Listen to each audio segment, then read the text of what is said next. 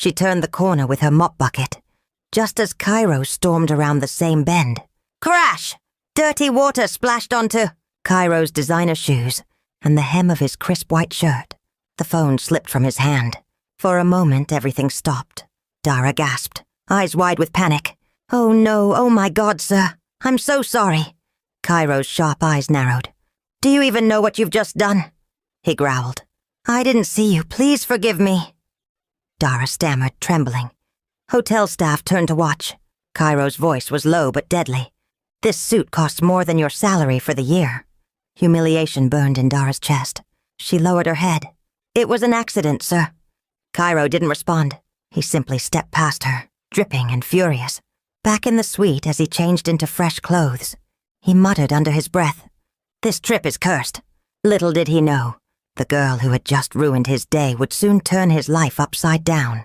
Dara worked the rest of her shift with trembling hands and a lump in her throat. The staff whispers followed her everywhere. You splashed water on Cairo, Adelia? Girl, are you crazy? But she couldn't worry about gossip. Her brother Sei was running out of medicine. She had to keep this job, no matter what. That evening, she was assigned to clean the upper floors again. Her supervisor handed her a room card. Suite 1503. The guest has stepped out. Be quick and thorough. Dara nodded, took a deep breath, and rode the elevator in silence. She still hadn't realized it was the same suite from the earlier collision. Inside, the room was large, modern, and silent, lit only by the fading sunset through the glass walls. Dara moved quietly, wiping surfaces and fluffing pillows. Her legs ached, her eyes burned. When she got to the master bedroom, her body gave up. Just a few minutes, she told herself. She sat on the edge of the massive bed, just to rest. Her eyes closed. She never meant to fall asleep. Cairo returned late, irritated and exhausted. The business dinner had gone worse than expected. The investors had been distracted. His mood was even darker than before. He pushed open the door to his suite, loosened his tie, and froze. Someone was in his bed. Not a thief, not a fan. A hotel cleaner, fast asleep, curled up on his sheets, a feather duster still loosely gripped in her hand. His eyes widened. What the hell? Storming across the room. He grabbed her shoulder and shook it. Dara startled awake, heart hammering against her ribs. No! I'm so sorry, sir. I didn't mean to. Please don't. Cairo's voice sliced through her panic. What are you doing here? Are you insane? Tears welled instantly in her eyes. I was tired. I'm sorry. I didn't even realize. I didn't mean to fall asleep. Please. Please don't fire me. He froze. Recognition clicked into place. Her. The same girl from the hallway. The mop water. The chaos. His anger surged, but then faltered. There was something in her face. Not just fear. Not just shame. Exhaustion. Real. Soul-deep exhaustion. Still, pride held him rigid. Get out, he said, voice like ice. Dara scrambled up, nearly tripping in her haste to flee. The door closed behind her with a quiet thud. Cairo stood there, unmoving, then slowly sat on the edge of the bed she had just left. Jaw tight, fist clenched. Who was this girl? And why was she getting under his skin? Dara's heart pounded as she hurried down the hallway. Her legs felt like jelly by the time she reached the staff quarters. She didn't even notice the curious looks from the other workers.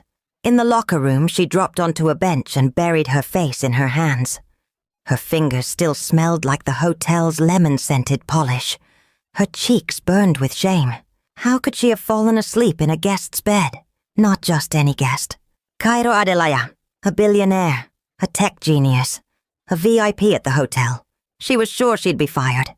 Moments later, her supervisor stormed in, waving a clipboard. Dara, what have you done? I didn't mean to. You fell asleep in his bed? Do you know how lucky you are he didn't call the police? I swear it was an accident. I don't want excuses. He said you were never to clean his suite again, ever. Dara nodded quickly, her voice soft. Yes, ma'am. The supervisor sighed. He didn't fire you. Count yourself lucky. But don't mess up again. Understood, Dara whispered. That night she didn't go home right away. She went to the nearby public hospital, where her little brother Sei lay asleep, pale and weak. She gently brushed a curl from his forehead, her own fears pushed aside by the sound of his shallow breathing. Back at the hotel, Cairo stood by the window of his suite, looking out at the city lights. The skyline sparkled like glass. He had tried to forget her. That strange, quiet girl who had ruined his day, and then slept in his bed like it was her own. But he couldn't stop thinking about her. Who works so hard they pass out? What kind of life does someone like that live? He opened his tablet and stared at a financial report. But the numbers didn't make sense anymore. Cairo closed it, leaned back and sighed. There's something about her, he muttered. Something he didn't understand, and didn't want to feel. Not yet. The next morning, Dara arrived early for her shift, eyes heavy from another sleepless night. She braced herself for more whispers, more shame. But to her surprise, the hotel staff acted strangely quiet around her. No teasing, no giggles. In fact, they avoided her altogether. It wasn't until she reached the back kitchen that her supervisor approached her again. This time with a puzzled expression. You've been specially requested. Dara blinked. What? Room service, suite 1503. Mr. Adelaya asked for you by name. She froze. Why would he? The supervisor shrugged. Your guess is as good as mine. Just deliver the tray and come right back. And behave. Minutes later, Dara stood outside the door of the suite that haunted her dreams. She took a deep breath and knocked. Cairo opened the door himself. His shirt sleeves were rolled up, his hair slightly tousled. He looked less like a billionaire and more like a man who hadn't slept either. Come in, he said simply. Dara stepped in quietly, keeping her eyes on the floor. She placed the tray down on the glass table, hands trembling. I'm sorry again, she said softly. Cairo didn't answer at first. He poured a cup of coffee, then said, You didn't get fired. No, sir. You're lucky. Yes, sir. Then silence, until he spoke again. What's your name? She hesitated. Dara Omisanya. He looked at her for a long moment. Do you always work this hard? Dara's eyes darted up, confused. Yes, sir. I don't have much of a choice. Cairo nodded slowly. That much is clear. He picked up a small envelope from the table and handed it to her. For you. Dara hesitated. Sir, I can't. Take it, he interrupted. It's just a tip. She opened it after she left the room. 100,000 naira. More than her salary for a whole month. She stared at the money, heart pounding. Why was he doing this? And what did he want in return? Later, in the locker room, the envelope lay beside her. Unopened. The money could help. Say's medicine, a week of groceries, maybe even a little more. But her pride whispered warnings. Nothing comes for free. Not from people like him. Still, she finally made up her mind. She would keep the money, but she'd earn it. She would work harder than ever. Back at the hotel, the whispers had grown. Staff spoke in hushed tones when she passed. Some were curious. Others sneered. What does he see in her? One waitress muttered. She's just a cleaner, someone else said. But Dara ignored them all. Later that afternoon, she was called again. Room 1503. Her supervisor said, eyes sharp. He asked for you again. Dara's heart thudded, but she nodded and walked toward the elevator. This time, Cairo greeted her at the door with a cup of tea in hand. You're not scared of me anymore? He asked, half smiling. I'm still trying to understand you. She replied honestly. He motioned toward the window. Sit. Dara hesitated, then perched lightly on the edge of the chair. Tell me something, Cairo said. If you weren't cleaning hotel rooms, what would you be doing? Dara blinked. No one had ever asked her that. I wanted to study nursing, help people. But life got in the way. Cairo nodded, saying nothing. She shifted. Why are you being kind to me? He turned toward her, his voice calm but serious. I don't know. Maybe I just noticed you. Silence hung between them. Then, just as suddenly, he stood. You can go. Dara rose, confused. Okay, thank you, sir. As she reached the door, he said quietly, Next time, call me Cairo. She paused, nodded once and stepped into the hallway. Behind her, the door clicked shut. Dara exhaled, heart racing. She didn't understand what was happening. But something had shifted. A name, a window seat, and the smallest crack in a billionaire's wall. Dara returned home that night with bread in one hand, and the envelope still hidden in her pocket. Her younger brother, Sei, sat up weakly on the mattress, his eyes lighting up. "You bought the good kind," he said, grinning despite the cough that followed. She smiled, ruffled his hair, and said, "Today was strange." He chewed slowly. "Strange good or strange bad? I don't know yet." She didn't mention the billionaire. She didn't talk about the whispers, just that someone tipped her more than she expected. Her brother didn't press. Dara looked around their small, cluttered room. Peeling walls, a cracked window, a bucket catching water from a leak. But tonight, they had bread and hope. Back at the Grand Crystal Hotel, Cairo stood by the balcony of his suite, untouched dinner on the table. The city lights flickered like stars fallen from the sky. His assistant had called earlier. "Should I book your return to Dubai, sir?" Cairo had paused. "No, extend the suite, indefinitely." "Sir? Just do it." He didn't know what he was doing anymore. This wasn't like him. He didn't get attached. He didn't linger. But there was something about Dara. Her quiet dignity, her fire hidden beneath exhaustion, that haunted him. The next day, Dara was called again. Same room, same tray. This time, when she knocked, the door opened to music playing softly from a speaker. Cairo sat near the window, reading something on his tablet. "You're early?" he said without looking up. "I try not to be late," Dara replied, setting the tray down. He looked up, then pointed to a chair. "Sit, just for a minute." She hesitated, but something in his tone made her obey. They sat in silence for a while. No business talk, no orders, just quiet. Finally, he asked, "What do you do when you're not working?" "Try to survive," she said plainly. Cairo leaned back. "You're honest?" "I have no reason not to be." He smiled faintly, then picked up a second cup and poured her tea. Without a word, he placed it in front of her. Dara stared at it. No one had ever poured her. She sipped slowly. And for the first time, the silence between them didn't feel awkward. It felt safe. Dara walked through the staff hallway later that day, still holding the warmth of the tea in her chest.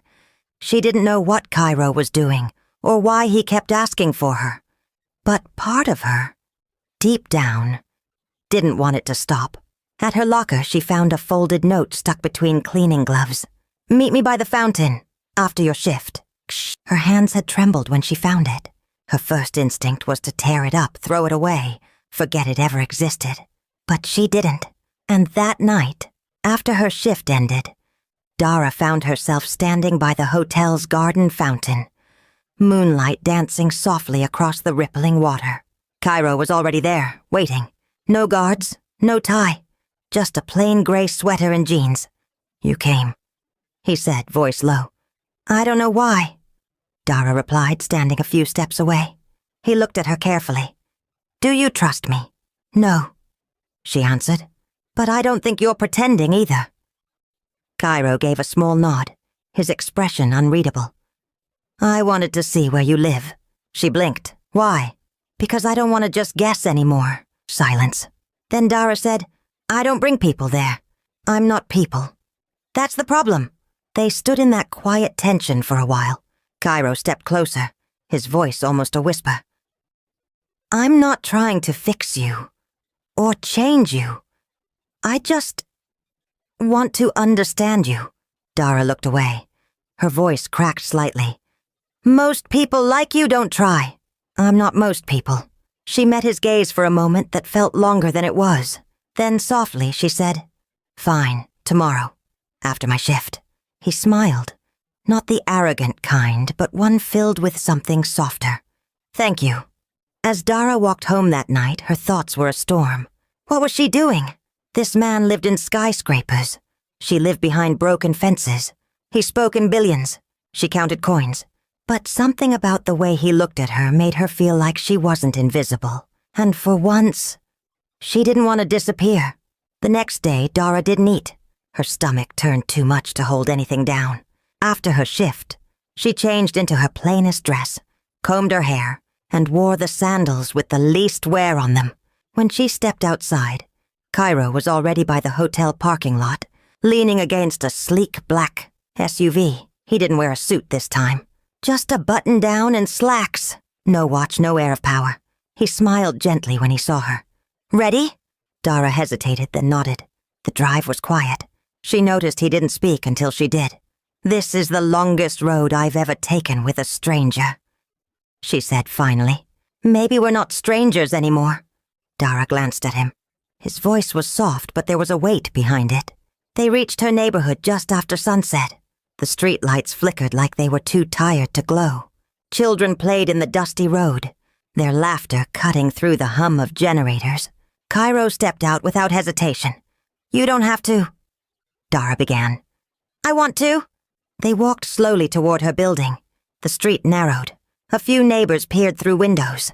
"This is home," she said, voice low. They reached her door, a rusted sheet of metal with a bent handle. Cairo stood quietly as she unlocked it. Inside, her brother looked up from his blanket, eyes wide. "Dara, who's that?" Dara knelt beside him. "A friend." Cairo nodded and waved. "Hi, I'm Cairo." Say's eyes lit up. "Like the tech guy from TV?" Cairo laughed. "Maybe." They didn't stay long. Cairo didn't push. He just stood near the window, watching how carefully Dara tucked Say in, how she straightened their tiny room like it mattered more than gold. On the way back, neither of them spoke, but as Cairo drove, he glanced at her and said, "Thank you for showing me your world." Dara looked out the window. "It's not much. It's real. That's more than I can say for mine." That night, Dara lay awake, staring at the ceiling. For the first time in years, her world had been seen, and she wasn't sure how to feel about it. The days passed in soft, silent shifts. Cairo still called for Dara, sometimes just for tea, sometimes for nothing at all. They spoke in fragments, questions and glances, no declarations, no promises, and yet something grew in the space between them. At work, Dara kept her head down. Whispers still followed her, some envious, others cruel. "I heard she's moved into his room." "She's just lucky, that's all." "She'll fall soon." "They always do." Dara didn't respond, not with words. Instead, she worked harder, cleaned better, smiled less. She wanted no favors. She needed no saving. Meanwhile, Cairo found himself distracted during meetings, restless during calls. His mind wandered when it shouldn't, and every time Dara knocked on his door, something unfamiliar settled over him. Not excitement, not desire. Calm. He told himself it wasn't serious, just a passing thing. But he was lying, and he knew it. Then came the necklace. He had seen it while shopping for his mother. A thin silver chain, simple and elegant. Nothing flashy. Just like Dara. He bought it without thinking. But days passed, and he didn't give it to her. Until one evening he placed it in a small box beneath her folded laundry in the hotel service room. No note, no signature. When Dara found it, her breath caught. She opened the box slowly, heart pounding. It shimmered in the light, quiet and beautiful. She didn't need a note. She didn't need to ask. She already knew who had left it. That night she wore it beneath her uniform. No one saw, except him. The next morning when Dara brought breakfast to his suite, he noticed the chain peeking from her collar. She didn't mention it. Neither did he. But they shared a look. A quiet, steady look that said everything neither of them could. Still they didn't touch. Still they didn't speak of love. But both knew. They were standing at the edge of something deep and dangerous, and neither one wanted to step back. 3 weeks passed. To the world, Cairo Adelaya was still the polished billionaire with a sharp mind and colder heart. But inside Suite 1503, something had thawed. Every knock from Dara, every cup of tea shared, chipped away at the walls he'd spent years building. And every time he looked at her, really looked, he saw someone who never asked for his money, his name, or his world. Only his honesty. Then came the storm. It arrived in heels. Mrs. Adana Adelaya, his mother, flew into Lagos without warning. Tall, graceful, and fierce, she stepped into the hotel lobby with 2 assistants, 1 designer bag, and a gaze sharp enough to slice steel. She didn't need a room. She wanted answers. Cairo was in a business meeting when she barged into Suite 1503. The staff scrambled. The receptionist whispered, but no one stopped her. She looked around the suite, elegant, expensive, familiar, until she saw the food tray with 2 cups. The faint floral scent. A strand of unfamiliar hair on the couch pillow. She frowned. "Is there a woman?" Cairo didn't answer. She didn't push, not yet. But her eyes narrowed, and from that moment she began watching. Days later, standing near the lobby balcony, she saw it. Cairo, her son, the untouchable Adalaya heir, paused. Not for a call, not for a deal, but to smile at a hotel cleaner, a girl in a sky blue uniform with quiet eyes and a food tray in her hands. That was all she needed. Later that evening, Dara received a note. This time, not from Cairo. It was folded neatly with hotel letterhead. "You are invited for a private tea. Suite 1104, 4:30 p.m. Mrs. A. Adalaya." Dara stared at it, heart sinking. She didn't tell anyone, not even Cairo. When the time came, she changed into her cleanest uniform, brushed her hair, and walked to the door with legs made of air. Mrs. Adalaya opened the suite herself. She smiled, but her eyes did not. "Dara, isn't it?" Dara nodded. "Come, let's have a talk." The suite smelled of perfume and distance. On the table sat tea, untouched. Mrs. Adalaya motioned for Dara to sit. "I hear you've made quite the impression on my son." Dara lowered her gaze. "I didn't mean to. Let me be clear." The woman interrupted, her voice sweet and sharp. "This ends now." Dara's breath caught. "You are not his equal. You are a cleaner. Don't mistake kindness for permanence." She poured the tea slowly like poison. "You should leave while you still have your dignity." Then she reached into her designer bag and pulled out a white envelope. "This is enough money to start a new life, somewhere far from here, far from him." Dara looked at the envelope, then back at the woman. She stood up slowly. "I came here to work," she said quietly. "Not to beg, and not to be bought." She left the envelope on the table, untouched, and without another word she walked out. But inside something had cracked, and the next day, everything changed. Cairo woke early, got dressed before sunrise. He sat by the window pretending to read, listening for footsteps in the hallway, waiting for the knock he'd come to expect. But it never came. By 10, the silence grew too loud. He picked up the phone and called the kitchen. "Where's Dara?" There was a pause, just long enough to mean something. Then a quiet voice. "Sir, she didn't report for duty today." Cairo's chest tightened. "Check again." But deep down, he already knew. Something was wrong. He called her supervisor. The answer was the same. She turned in her badge last night, left quietly. Took her brother. No forwarding address. Cairo stood frozen, the line still active in his hand. Gone? Just like that? Cairo tore through the suite like a man chasing a ghost. The empty teacups, the folded laundry, a tiny forgotten button near the door. The scent she always left behind, faint jasmine, still lingered. He called her number. Switched off. He checked with staff. They knew nothing. No notes, no message, nothing. Later that night, Cairo sat alone in the dark, staring out the window. The city lights sparkled beyond the glass. Bright, busy but meaningless without her. Then his phone rang. It was his mother. She didn't need to ask what was wrong. The silence in his voice said enough. "I hope you've come to your senses," she said gently, but with steel beneath the words. He didn't answer. She continued. "A man like you doesn't build a life with a girl like that. She was never meant to stay. She was a moment, Cairo. Not your future." His chest tightened. Had she done this? Had she driven Dara away? "What did you say to her?" he asked. "I reminded her of the truth." "No, you humiliated her. I protected you." "I didn't need protecting." Her voice sharpened. "She's just a cleaner. Cairo, have you forgotten who you are? She was more real than anyone I've ever met." The line went silent. Then her final words came cold and sure. "You'll thank me later." He ended the call without another word, not because he was done, but because she would never understand. That night he went to Dara's neighborhood, walked to the rusted door, knocked. A neighbor stepped out. "They left late last night. No goodbye." "Where did they go?" The woman shook her head. "Didn't say. Just carried a small bag and a sleeping child." Cairo stood there for a long time, the moon watching him. He had lost deals before, lost sleep, lost friends, but never like this. This loss felt personal, like a door had shut inside his chest. And the worst part? He didn't know if she'd ever come back. Cairo stopped attending meetings. He skipped a board presentation for the first time in his career. His team didn't understand it. Investors were confused. His assistant was panicking. But Cairo had one focus now: finding Dara. He hired a private investigator, paid for digital traces, checked hospitals, clinics, even community shelters. Nothing. She had vanished like smoke. Each night he returned to the suite. Still booked, still untouched. He refused to leave. The room reminded him of her.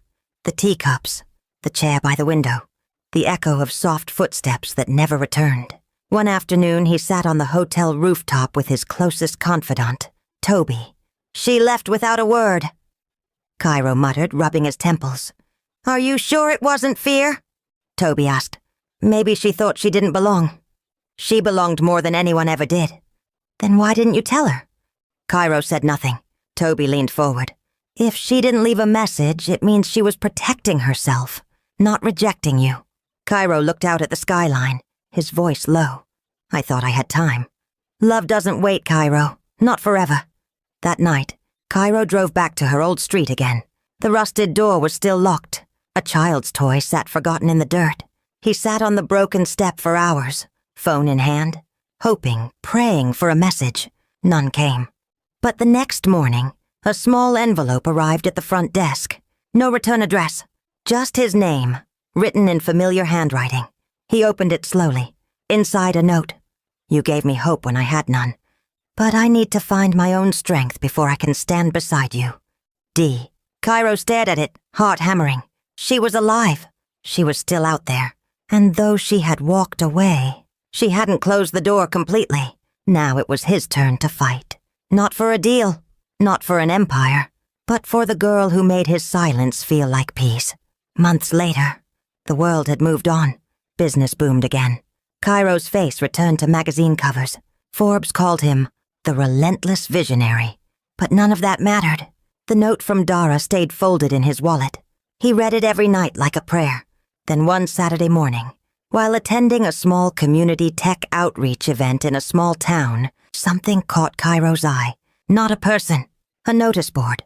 Pinned to it was a school flyer, slightly crumpled but clearly printed. Evening literacy classes. Free for girls, volunteer-led, at St. Grace Primary School. And beneath it, in small handwritten script, taught by Miss Dara Omasanya. He froze. "Dara?" He turned to a young teacher nearby, pointing at the flyer. "Do you know who this is?" The woman smiled warmly. "Oh, Miss Dara. She's wonderful. She used to work here part-time as a cleaner. Then she started helping some of the girls with homework after school." Cairo's chest tightened. The teacher went on. "Now she teaches literacy classes 3 times a week. She doesn't get paid much, but she's committed. Says no girl should grow up without learning how to read. Like she almost did." Cairo leaned forward. "Is she here now?" "She comes in the evenings," the teacher said. "Always wears this small silver necklace. You'll know her when you see her." Cairo stepped back, stunned. She hadn't disappeared. She hadn't run. She had stayed and grown. The sun was setting when Cairo returned to the school. He waited quietly near the gate, heart beating fast. Children laughed in the background. A chalkboard squeaked. The air smelled of dust and hope. Then he saw her. Standing by the classroom door, Dara held a book in one hand, her other hand resting gently on a little girl's shoulder. She was smiling, softly, kindly. She looked tired but peaceful. When the last child left, she turned to close the door and saw him. Her whole body froze. "Cairo!" He stepped forward slowly. "Hi, Dara." She blinked, confused. How did you find me?" He smiled a little. "You taught me something, to look past what's fancy. I just followed the light." Dara looked down, shaking her head. "You shouldn't be here. I had to see you." She crossed her arms, trying to stay strong. "You're a billionaire. I'm just a cleaner who used to clean your hotel room." He stepped closer. So we're not from the same world, Cairo. Your mother made that clear." "She was wrong. She's powerful. She won't accept someone like me. I don't need her permission," he said quietly. Dara turned her face away. "You don't understand. I don't belong in your life. I don't wear designer dresses. I don't go to big meetings. I can't sit at your table." He looked at her for a long moment, then pointed gently at her neck, the silver necklace. "She said you didn't care, that I meant nothing to you, but you're still wearing it." Dara touched the necklace slowly, her fingers trembling. "I told myself to throw it away," she whispered, "so many times. But I couldn't, because even when I left, I still loved you." Cairo's voice broke. "And I never stopped loving you." They stood in silence, the sky turning gold behind them. Finally, Dara stepped forward, her eyes wet, her voice quiet. "So what now?" He reached out, took her hand gently.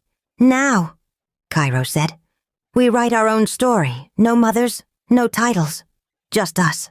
They didn't rush back to the city. For a few weeks, Cairo and Dara stayed in the quiet town. No cameras, no headlines, no whispers behind their backs. Just peace. In that quiet, Cairo discovered things he never had time for. He walked barefoot down dusty roads with Say chasing butterflies beside him. He helped Dara wash dishes by hand and laughed when he dropped a plate. He ate homemade meals, simple rice and beans, fried plantains, and swore they tasted better than anything his private chef ever made. He slept in a small room with a shaky ceiling fan and woke to the sound of birds, not business calls. And Dara? For the first time in a long time, she didn't feel like she had to shrink herself. She let him see the parts of her she used to hide. The fear, the strength, the dreams too big to say out loud. And he shared his too. The pressure of always being perfect, the fear of failing in front of the world, and how lonely wealth could feel. At night, they sat outside under the stars, with the sound of crickets filling the air. They didn't talk about boardrooms or backgrounds. They talked about who they were becoming. And slowly, without pressure, their love deepened. Not as a billionaire and a former cleaner, but as two people who had been broken in different ways and were learning how to heal together. A month later, the Grand Crystal Hotel was buzzing again. Not with gossip, but with camera flashes. Reporters lined the front entrance. Guests craned their necks. The staff whispered with wide eyes. Because this time, the billionaire wasn't arriving alone. Cairo Adelaya stepped out of the black SUV in a tailored navy suit. Classic, sharp.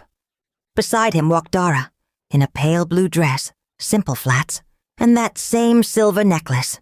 She didn't cling to him. She didn't smile for the cameras. She simply walked beside him. Calm, steady, sure. The headlines the next day read, Cairo Adelaya's surprise, the woman who changed the billionaire's life, isn't who you'd expect. They didn't care. They had nothing to prove. Inside the hotel, staff stood frozen. Some bowed. Others looked away. Dara's former supervisor fumbled her clipboard. Cairo greeted them all politely, then turned to Dara. "Ready?" She nodded. They were here for a charity gala, one Cairo had insisted be held in support of community education programs. Programs Dara helped design. She didn't want the spotlight. She wanted results. He gave her both.